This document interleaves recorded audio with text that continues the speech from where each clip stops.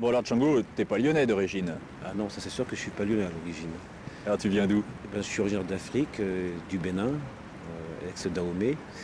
Et puis après ma famille, on est arrivé en France, du côté de Grenoble.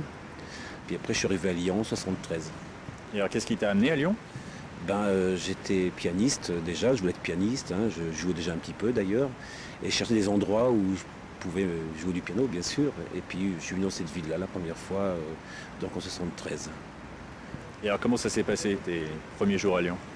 Les premiers jours à Lyon, je connaissais personne. J'avais trouvé un petit endroit qui s'appelle le Café Comptoir, rue Saint-Jean à Lyon, où donc j'ai pu jouer ce jour-là.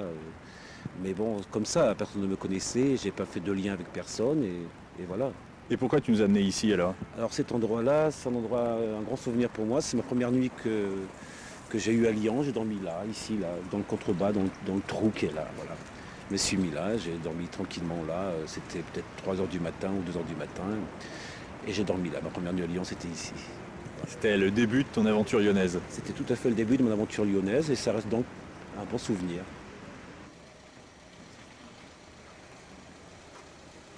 Alors tout à l'heure on était sur les quais du Rhône pour ta première nuit à Lyon. Ouais. Et alors maintenant on est sur les ponts de la Croix-Rousse, raconte-nous.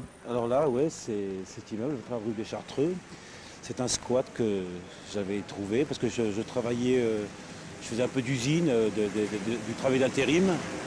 Et puis un collègue il m'a dit bah, si tu veux, il y a un appartement qui est libre, il n'y a personne dedans, il y a un cadenas, tu casses le cadenas, il y a un lit qui est déjà là et tout. Puis effectivement, je suis arrivé là et j'ai forcé un peu la porte, le cadenas, et puis je me suis mis là, je me suis installé ici pendant quelques mois. Et puis j'ai même loué un piano que j'ai fait venir dans le squat. Voilà. T'as installé un piano dans un squat. Dans Quoi. un squat, oui. Là, l'immeuble n'était pas aussi joli, hein, c'était tout foutu. Hein. L'allée était dégueulasse et tout, mais bon, voilà, j'étais au chaud, j'étais très bien là aussi. Voilà. Je suis resté quelques mois voilà, avec le piano. Il y avait les voisins qui s'étaient plaints parce que justement, ils entendaient du piano. Puis le propriétaire a été très gentil aussi parce que il m'a pas mis dehors. Il m'a dit mais je jouais pas trop de piano quoi. Mais je suis resté là comme ça. Il m'a même pas demandé de payer, rien du tout. Encore un bon souvenir alors. Voilà, oui, c'est ça un bon souvenir aussi. Nous allons recevoir maintenant un grand compositeur et interprète de jazz. Il s'agit de Django Dai qui vient nous présenter son album sorti cet automne. Il s'intitule On the Sunny Side of the Street et c'est justement le titre du morceau qu'il vient nous interpréter seul au piano dans le Fou du Roi. Je vous demande d'applaudir Django Dai.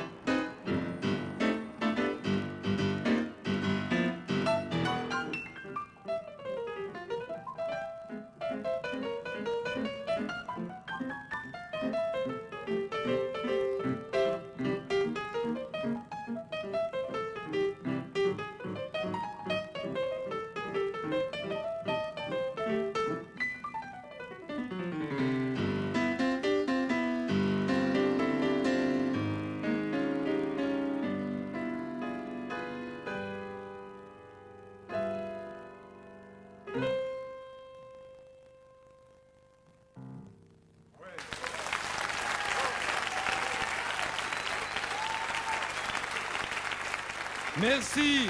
Django Dai, je vous rappelle le titre de son album On the Sunny Side of the Street.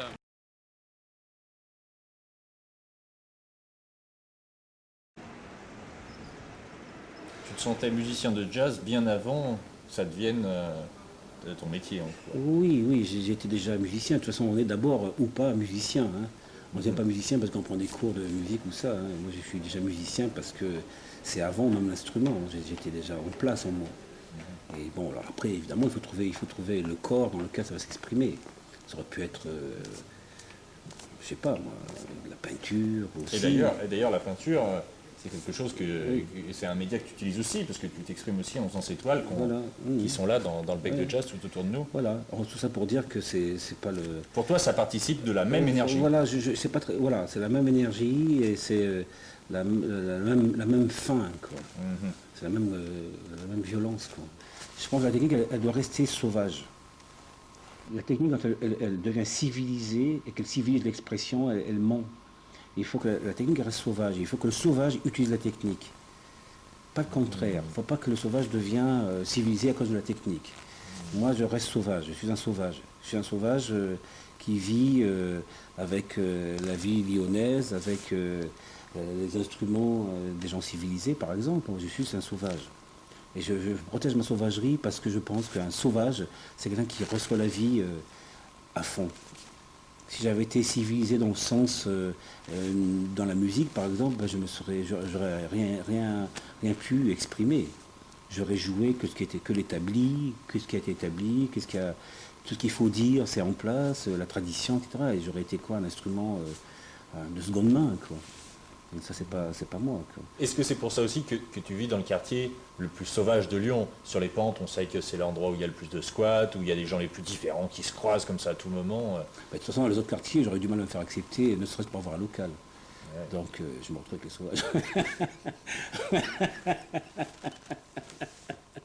Non, mais oui, c'est vrai que ce quartier me plaît bien, oui, bien sûr. Ouais. Est-ce que tu as l'impression d'avoir été adopté par Lyon? Pas spécialement. Non, absolument pas. Alors, moi, je vais expliquer mon état d'esprit tel qu'il est. Oh, d'accord, tu me dis que je suis à Lyon. J'ai commencé d'être à Lyon. Mon cerveau n'agit pas sur l'endroit où je suis.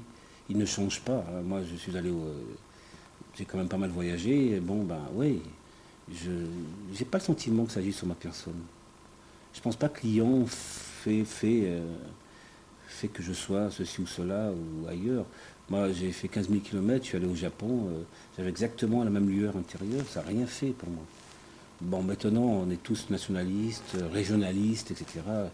Mais bon, moi, je ne suis pas comme ça. Moi, j'ai eu déjà la chance d'être métissé, d'avoir vécu pas toujours en France, d'être mélangé. C'est très agréable, ça aussi, parce que je trouve que ça me renvoie à ce que je suis qu'un humain ordinaire, et puis ça me va très bien comme ça. Je ne peux pas dire que je suis lyonnais, pourtant je suis lyonnais. Je ne peux pas dire que je suis africain, et pourtant je suis un peu africain. Je ne peux pas dire que je ne suis pas complètement noir, je suis noir, mais il y a encore plus noir que moi. On peut aller loin avec ça, hein. Donc moi, mes références sur la vie, c'est la sensibilité. Il n'y a que ça qui m'intéresse. Tout le reste, c'est les décors, je m'en fous.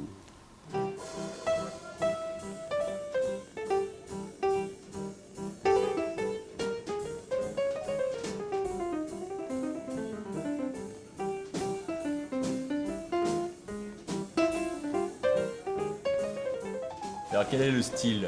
Comment tu pourrais définir le bec de jazz? C'est quoi la couleur du bec de jazz? Qu'est-ce qu'on va entendre? Qu'est-ce qui va se passer si on vient le soir au bec de jazz? Bah si je savais ce qui allait se passer, j'arrêterais tout de suite. Non, on ne sait pas ce qui va se passer, hein. C'est un endroit qui ouvre très tard, tu ouvres à partir de 11h, minuit, un truc comme ça. Oui, si j'ouvre. Si tu ouvres. Oui, parce que bon, c'est aussi... Ça dépend de quoi? Ça dépend de l'humeur du moment? Ouais, voilà, ça dépend de l'humeur. Si ça me plaît, je joue, des fois j'ai pas envie de voir, des fois j'ai envie de voir personne. Et dans ce cas-là, tu fermes la porte? Je ferme, je fais de la peinture, je joue pour moi. C'est un lieu de rencontre, de contact. Et pour faire un contact, il faut au moins 2 personnes. Donc en l'occurrence moi, parce qu'ils viennent chez moi. Donc si j'ai pas envie, j'ouvre pas. Voilà.